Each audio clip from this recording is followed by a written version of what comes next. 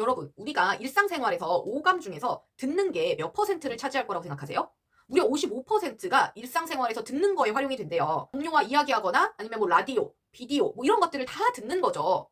그런데 중요한 거는 이렇게 많이 듣는데도 불구하고 잘 들어야 되는 거에 대한 교육은 우리가 받은 적이 없죠. 오히려 스피치 학원 이런 거는 여전히 성행을 하지만 잘 들어야 되는 그런 교육 과정은 없는데요. 어메이징 커뮤니케이터, 우리말로 번역하면은 훌륭한 커뮤니케이션을 하는 사람은 먼저 굉장히 잘 들어야 되는 게 1순위다라고 하더라고요. 그래서 강의에서 나온 내용은 첫 번째는 이제 비언어적인 소통을 해라. 그래서 뭐 약간의 제스처를 준다든지 그러면서 이야기를 듣는 게 굿 리스너의 자세다라고 하기도 하고요. 다른 사람의 입장에서 생각을 해보는 뭐 공감적인 경청을 해라라고 하는 게 또 방법이에요. 아, 이것도 정말 교과서에나 나올 법한 이야기지만 실제로는 굉장히 중요한 내용이기는 해요. 자, 그래서 제가 조금 더 또 디테일하게 파봤습니다.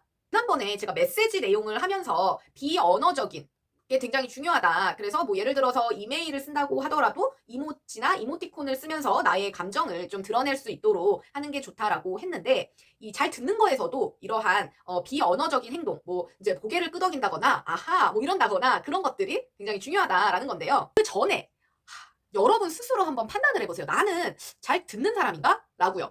회사에서는 저는 거의 듣는 편이에요.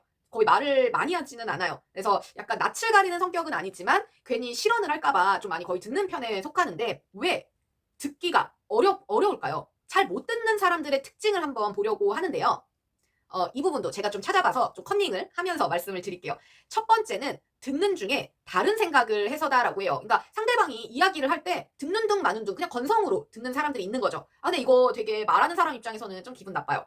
특히나 요새는 그런 케이스 많아요. 듣는데 뭐 급한 문자가 왔다라고 해서 막 카톡을 보면서 네네네, 네네 이러는 분들. 이러면 상대방 입장에서 진짜 말하기가 싫어져요. 이런 분들 계시고. 두 번째는 상대가 전달하는 내용이 굉장히 어려워서 세부사항을 놓치는 경우예요.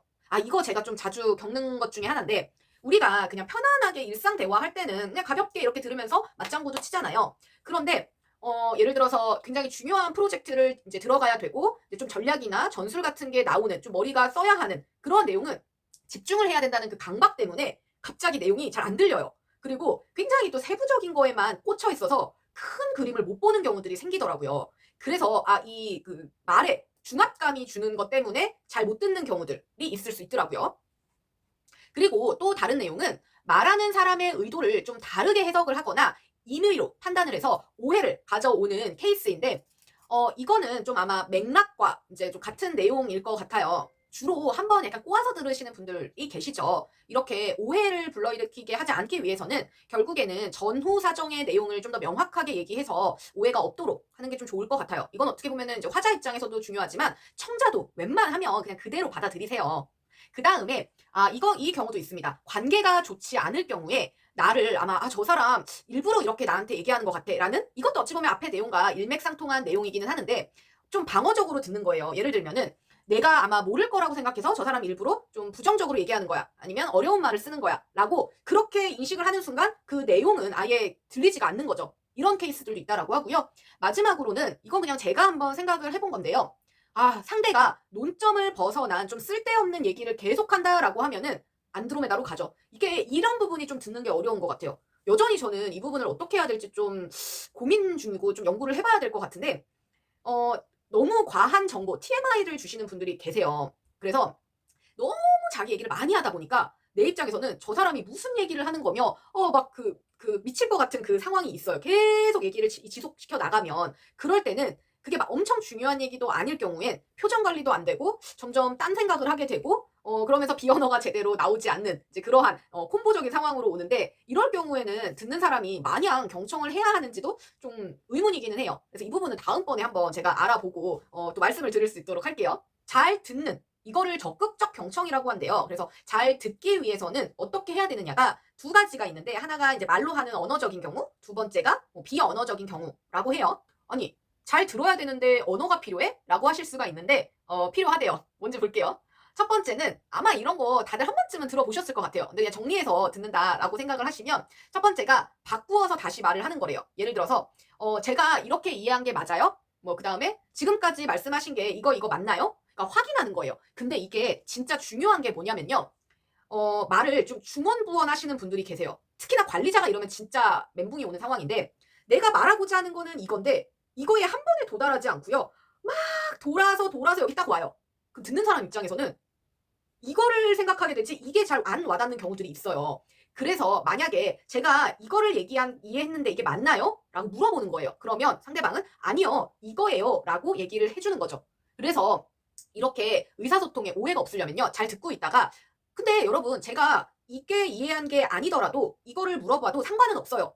왜냐면 그건 내 잘못이 아닌 거예요. 말하는 사람도 잘못한 거기 때문에 서로 확인차 물어보는 거기 때문에 이거 내가 잘못 이해했다라고 해서 쪽팔릴 필요는 없는 것 같아요. 왜 그러냐면 저는 처음에 내 듣기력이 좀 딸리나 싶어서 이렇게 물어보는 걸 좀 창피해했다가 결국에는 업무를 그르친 거죠. 잘못하게 된 거죠. 그러느니 차라리 초반에 물어보는 게 낫더라. 그리고 누가 저한테 이렇게 물어봐 오면 다시 한번 정확하게 설명해 줄 수 있어서 더 오히려 고맙더라고요. 예, 그래서 이렇게 좀 다시 한번 물어보는 게 좋을 것 같고, 두 번째가요. 좀 짧은 단어로라도 긍정을 해주래요. 우리가 솔직히 기계랑 얘기하는 거 아니잖아요. 그러니까, 그렇군요. 맞아요. 알겠습니다. 네, 맞아. 그렇더라고요. 뭐 이런 식으로 좀 감탄을 한다거나, 맞습니다. 이렇게 좀 그 긍정적인 좀 이해했다라는 언어를 써주자라는 거죠. 그 다음이 구체적으로 좀 되물어라 라고 하는 건데, 이거는 아까 첫 번째 했었던 이게 맞나요? 확인차 질문이 아니라 너무 앞에서 얘기하신 분이, 그러니까 이제 화자가 너무 정보가 없이 얘기를 한 거예요. 그래서 내가 이 정보가 좀 더 궁금한 거예요. 그래서 더 구체적으로 물어보는 거죠. 왜 그렇게 생각을 하셨는데요? 아니면은 근데 그 경험을 언제 하셨는데요? 뭐 이런 식으로 좀 더 디테일하게 들어가는 거죠. 그렇게 물어보면 저 사람이 내 이야기를 잘 듣고 있구나라는 거를 확실히 알 수가 있겠죠. 만약에 안 듣고 있는 사람이라면 그러한 심층적인 질문을 할 수가 없겠죠. 자, 그 다음에 공감을 좀 표시를 해달래요. 그래서 근데 이 부분이 중요한 게 공감을 해주는 거지, 만약에 뭐 걱정을 한다라고 했을 때 문제 해결에 초점을 두지는 말라라고 하더라고요. 그래서 그런 감정이 왜 들었는지 알 것 같아요 라든지, 뭐 제가 그런 문제에 직면했다면 저도 뭐 힘들었겠네요 라고 하는 정도, 뭐 이 정도에서 공감을 해주라라고는 하더라고요. 근데 만약에 좀뭐 힘든 감정을 표현하시는 분이라든지 그랬을 때 이 공감을 하는 게 중요하기는 한데요.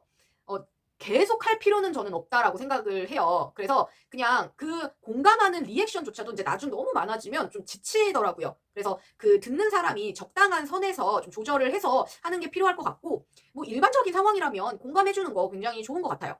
그리고 마지막으로는 이제 정보 되짚어 보기라고 하는데, 예전에 나누었던 대화를 좀 기억을 해서 얘기를 하는 거죠. 그래서 뭐 예를 들면은 지난번에 말씀하셨던 내용 중에 이러이러하신 게 있었는데 그거와 연결된 거 맞아요? 뭐 이렇게 한다든지, 지난번에 제안하셨던 내용 아직 저 유효한가요? 뭐 이렇게. 그러면은 이 사람이 그 내용 기억을 하고 있었구나라는 걸로, 잘 들었구나라는 걸로 좀 좋게 인식이 되기는 하겠죠.